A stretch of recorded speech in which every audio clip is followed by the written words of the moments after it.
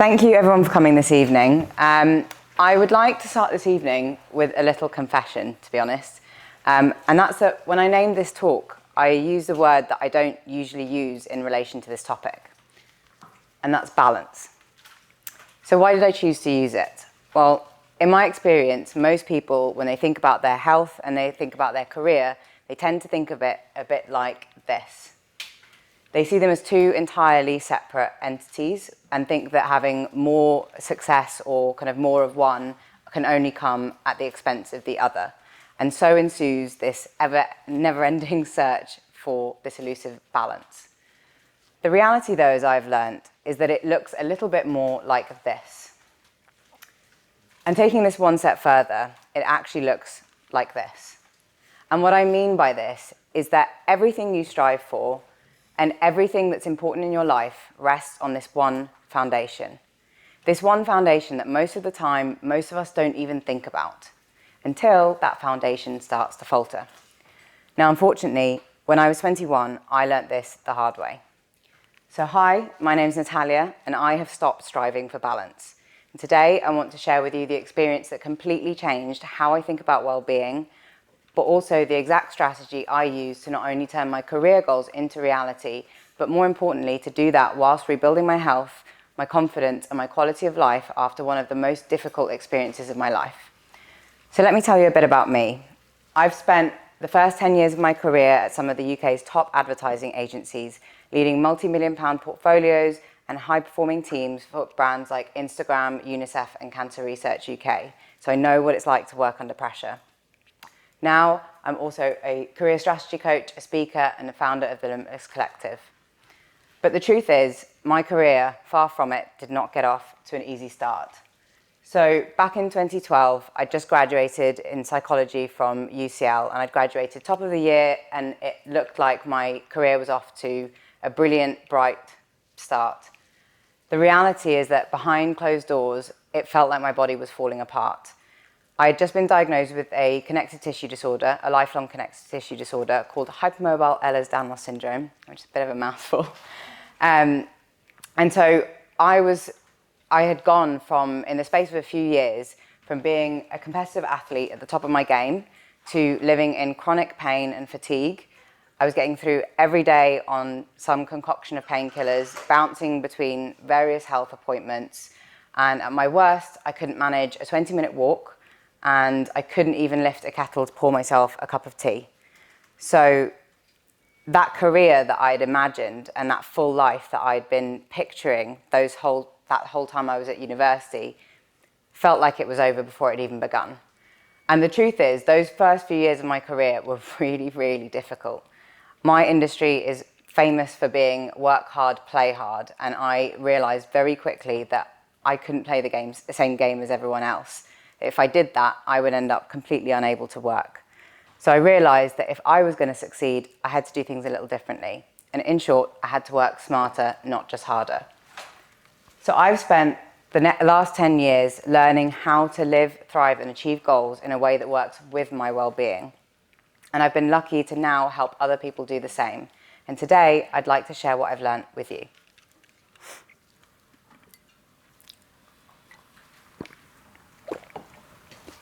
So, what does working smarter actually mean?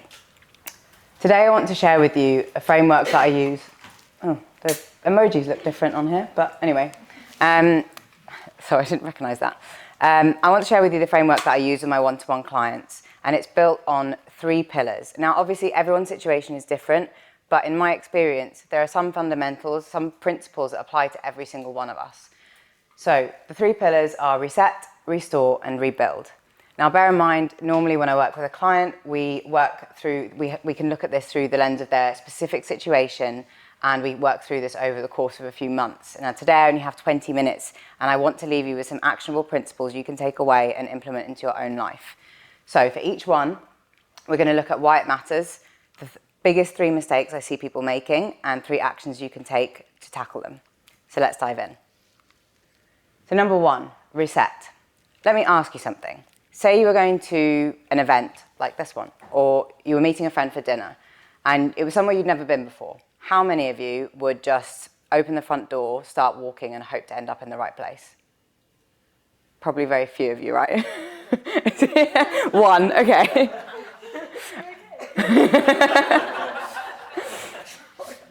So most of us would probably, wild emojis again, but most of us would probably get clear on the location we're trying to get to.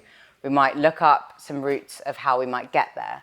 We might choose a method of transport of how we're going to get there. And if your sense of direction is anything like mine, you would definitely want to check you're going in the right direction along the way. So my question now to you is, if we do all that to go to an event or to dinner, how can any of us expect to get to where we want to in our life or where we want to in our career without taking even half of those steps?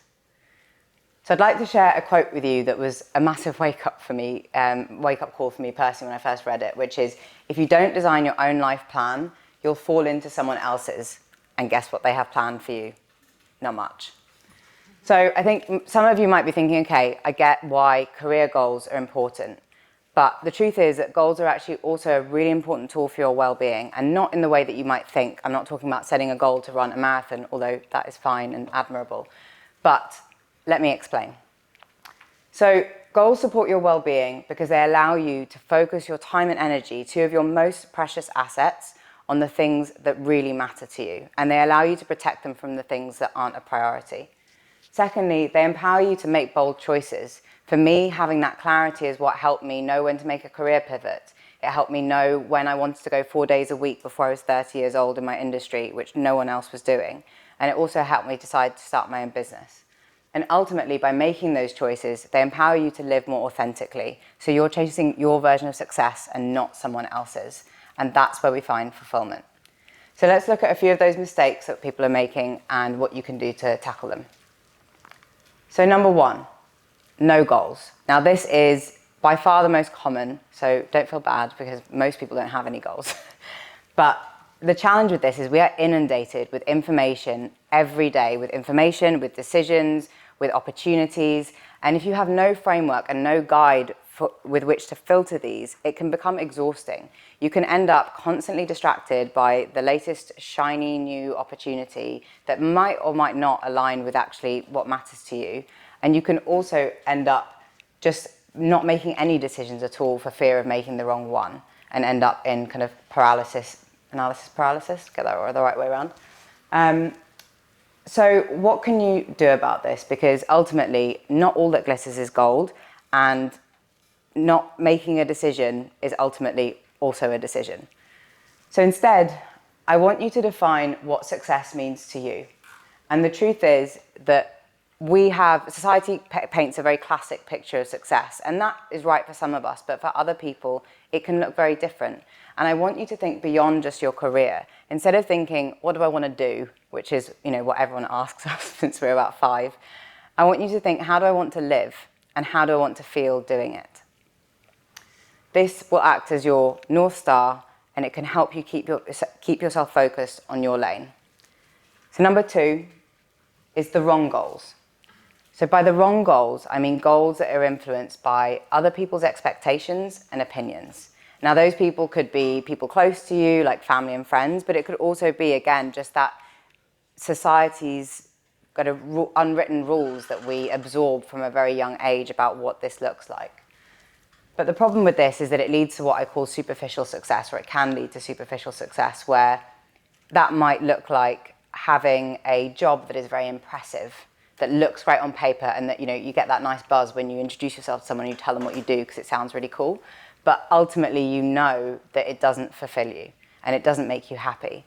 It can also look like pursuing a goal that you thought you wanted, and then you finally achieve it, and it doesn't quite feel like you thought it was going to feel. So what can you do instead? For this one, when I work with clients, we always set values before, or get clear on values before goals. And the reason for this is that values are essentially what guides you, and they're the principles and the deep beliefs you have that guide what's most meaningful to you. And ultimately, they're a powerful tool because they can be used as an internal compass to guide your decision-making and to make sure that any goals you set are actually rooted in what is meaningful to you and will move you in that direction. And then finally, on goals, one-dimensional goals. Now, obviously, no goals better than some goals, but the most common example of this is setting career goals because, most of our companies might encourage us to do that, or because it feels the most tangible, but then not really thinking about any other area of your life that matters. Now, the problem with this is that this can ultimately lead to one-dimensional success, where you might be killing it in one area of your life, but you suddenly realize that some of those other areas that are actually still really important to you haven't had the same care and attention as they might need. So, next up, set goals holistically. So when I say set goals holistically, I mean think about all of those areas of your life that matters to you, and not just career or whatever one it might be that you choose to focus on immediately. You can still have priorities, but ultimately just having a little bit of clarity in each of those areas of your life can act as your calibration tool, and it sets the parameters of what you're not willing to sacrifice in the pursuit of one individual goal. So on to the next pillar, restore. So I have a little question for you, and feel free to just shout a few examples out, anyone who has any. What comes to mind when I say self-care? Anyone brave enough to venture? Time offline. Time offline. Anyone else? Sleep. Running. Bath. Running. Cool. So there is a huge variety in the definition of self-care, and the truth is I'm actually a bit conflicted about the word self-care, but I haven't found a better word for it. And the reason I'm conflicted about it is that if you look at Instagram, it would have you think that it just comes down to bubble baths, manicures, and massages. And there is nothing wrong with any of those things, and they all can be parts of self-care. The problem is that it really diminishes and oversimplifies what self-care actually is, which fundamentally is about recognizing that health is the true foundation of high performance. And so real self-care is just simply about understanding what strategies help you feel and perform at your best, prioritizing the ones that have the maximum impact for you individually, and protecting your non-negotiables. So let's have a little look at the things that people fall into and what we can do about them. So number one, the comparison trap. Looking at others is a great source of inspiration. It's great for ideas. It's great to open your mind to new approaches. But please don't get too attached to anyone's individual strategies or routine, because it can really divert attention away from you and what you need as an individual. And ultimately, it can also feel quite disheartening when those strategies don't work for you. So to give you an example personally, I am never going to be a member of the 5 a.m. club. No shade to anyone who is a member of the 5 a.m. club. It works for some of you. It does not work for me, and it probably will never work for me. And I think this is one that I'm particularly passionate about, because I think as someone who has been through their career with a health condition, sometimes those versions of success that are painted and held up for us are versions that are not actually aligned with how it's even possible for us to function. And it can feel like then things like success aren't for people like us, and that's not true. So instead, I want you to tune in and build your own well-being toolkit, your own toolkit of strategies to draw on that work for you personally. And there's a huge myriad of different strategies out there, and it can be really easy to get caught up in the latest fad. So instead, just focus on the foundations first. Think about, how are you sleeping? How are you eating? What's your support network like? How are you managing stress? Those basics are the best things to come back to when you get overwhelmed. As Mary said, there's a lot out there. It can be really a lot to deal with. Which brings me on to the next point, trying to do it all. Instagram would have you think that the perfect morning routine is a 2-hour series of various well-being tactics, but the reality is that's just not realistic for most of us with real life, and not around jobs, not around running your own business. So instead, I want you to think about simple and sustainable, because ultimately the best strategies and the best routines are the ones that are actually sustainable around real life. So for this one, I want you to identify which are the strategies that have the biggest return on investment for your time and energy, because ultimately that is how you prioritize which are the ones that are going to have the biggest impact in your life. And being able to prioritize allows you flexibility to scale up and down depending on what's going on in your life, because life is not one constant. It changes, it evolves, and we have to adapt to that. And having that flexibility is ultimately what allows you to stay consistent. And thirdly, when you think about well-being, you might think about your mental health, you might think about your physical health, you might even think about your spiritual well-being, connection, meaning. But this is the one that most people forget about. And ultimately, your environment is going to be the thing that really makes an impact on how well you're able to implement the rest. You can have the best of intentions for all of those other areas, but if your environment is working against you instead of for you, you're always going to be fighting an uphill battle. And worst of all, it will shape the beliefs you have about yourself. You will think, oh, I lack motivation, or I'm just not competent enough to do this like other people, or worse, I'm lazy. So really, to give you a personal example here, like at the beginning of my career, I just tried to keep quiet and do what everyone else was doing around me, because I think that's what most of us do at the beginning of our career. So I would, pile myself onto a busy tube at peak time, 5 days a week, and then I would arrive at work and I would be stressed, my pain levels would be flaring, and I would be exhausted before the day had even begun. And then I'd have to worry about doing it all over again at the end of the day when I was even more exhausted. Now, does that sound like someone who is set up to perform at their best at work? Clearly not. And on top of that, I also had nothing left in the tank to prioritize my well-being or have any sort of life outside of work. Now, thankfully, my life hasn't looked like that for a very long time, but the examples for you might not look as extreme like that.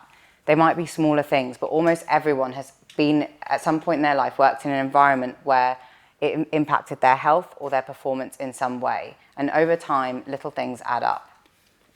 So instead, I want you to focus on thinking, how can you shape your environment to you, rather than always being the other way around?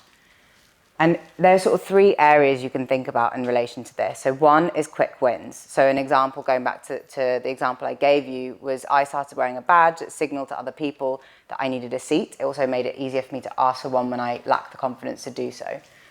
The second one would be looking at changes to your current environment. Now, that might be something that needs a conversation or a negotiation, like agreeing some sort of flexible working or change in how you work within your current role. It might be setting some boundaries with a toxic relationship at work. It might even be looking for a new role within your current industry. And then some people will have to think about some bigger shifts, some bigger lifestyle changes or career changes. And a perfect example of this would be someone who has identified that actually routine and stability is really important to their well-being, that it's a fundamental pillar, but their current role only allows for shift work. And there is no negotiating flexible working, there never will be. So someone like that, they might need to build a longer term game plan for what that looks like to build towards over time, whilst implementing some of those quick wins in the meantime to make it more manageable. So finally, rebuild. So they say knowledge is power. The truth is, knowledge is only potential power, and it only becomes power when you turn it into action. So I want to share a personal story for this one, because I think it will help to bring this to life a little bit. About 5 years ago, I was in a final round interview with a managing director for a really exciting new role. It was a huge step up for me and a massive career opportunity. But I found out that the commute would have been a 3-hour round trip every day, 5 days a week. And as we know, I don't do well with that. And I realized by this point in my career that it just wasn't a sacrifice that I was willing to make. But I didn't want to sacrifice the career opportunity either. So I got creative. I told them how excited I was about the role. I told them why I was perfect for the role. And then I did the one thing they always tell you never to do, which is I disclosed my health condition, and I told them that I would need flexibility in how I worked. Now, don't get me wrong, I knew that at this point that could have been game over for this opportunity, but ultimately, I wanted to test whether this was the kind of environment that I was going to thrive in, and I wanted to set those parameters before I accepted a new role. So why am I telling you this? Well, yes, not only did they offer me the role, they offered me what I deserved, and I was the first person to have flexible working terms written into my contract. But the reason I'm telling you this really is that there's a number of skills I use in that example. 1, communication. 2, negotiation. Self-advocacy and setting boundaries. These are all really important strategies when it comes to putting all of those principles into action in your everyday life. But the reality is, there's one skill that underpins every single one of these, and it is the number one skill that I see holding people back most often. Can anyone guess what it is? Yeah. Confidence. Confidence in the value that I could bring to a team. Confidence in my own needs and what environment was going to support that. And confidence to express those needs to another person and negotiate a solution that was going to work for both parties. Now, since then, this is a pattern I've seen time and time again with my clients. I want to share this quote from a current client. I know what I'd like to say or what support I need, but shame and lack of confidence hold me back. This is what she put in her original application form. So I want you to think, how often have you let shame or lack of confidence hold you back from saying no, from asking for what you need, from advocating for what you deserve? So let's look at those 3 mistakes with confidence and how you can tackle them. 1, waiting to feel more confident. Or worse, thinking that it's some elusive personality trait that some people have, which you can see in the language people use sometimes. I'm just not a confident person. But this, I think, is the number one mistake I see, because people think that confidence precedes action, and that's just not true. The truth is that confidence grows through action. And so if you are wearing your confidence like an identity, you don't give yourself any room to grow. And if you're waiting to feel more confident, you will be waiting forever. So instead, I want you to reframe confidence as a muscle. And like a muscle, you have to train it regularly for it to grow. And like a muscle, you also, I'm afraid to tell you, have to grow it slightly outside of your comfort zone. Now, I'm not saying be so far out of your comfort zone that you can't function and that you're totally overwhelmed, because that won't work either. All I'm saying is build the habit of taking one small step on a regular basis outside of your comfort zone, and you will be surprised at how quickly it will grow. Number 2, believing your own BS. The stories you tell yourself matter, and they matter because they influence the actions that you take. And then the actions that you take influence the stories that you tell yourself. So going back to that example I shared, I could have told myself all kinds of stories in that interview. I could have told myself, they'll want someone more reliable. They won't want someone with a health condition. They'll hire another candidate. I could have told myself, they'll never go for flexible working. No one has ever done flexible working here before. Why would they do it for someone new? And I would have done myself out of a huge career opportunity just based on the stories I was telling myself. So as you can see, this can become a vicious cycle, and the only way to break it is to put your thoughts on trial. So become aware of the stories that you're telling yourself every day, and ask yourself, what is the evidence I actually have that this is true? What actions could I take that would help me gather more evidence? And what is a different belief, perhaps a more empowering belief, that I could choose to believe instead? And finally, this one might surprise some of you, being a high achiever. Now, there's almost certainly some people in this room who will identify as being a high achiever, and I know because I was one of them. So the problem with being a high achiever is that by all means, celebrate your achievements. That is a great and brilliant thing to do. But please don't tie your confidence to external praise and rewards, because you will only ever be as good as your last achievement. And when you fail, you will have failed the only standard that you've set for yourself. So instead, I want you to have a little bit of a reframe and focus on becoming a high performer. Now, unlike a high achiever, a high performer is defined by your actions and your character, 2 things that no one can take away from you.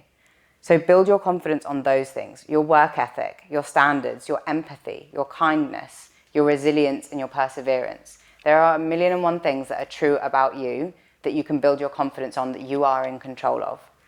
And the great thing about this is that when you fail, you'll really only have failed if you haven't upheld the standards that you set for yourself, and if you don't pick yourself back up again. So, I know we've been through a lot, and I crammed as much as possible into 30 minutes, but I just want to leave you with 3 key takeaways that, if you remember nothing else, you can take away and apply into your own life. So number 1, true success never comes at the cost of your well-being. but you can't achieve it if you don't define it. Number 2, you can survive in the wrong environment, but you can't thrive in the wrong environment. So learn what you need and then shape your own. And finally, confidence is a skill that unlocks everything else, but don't wait for it. Go and create it. Thank you.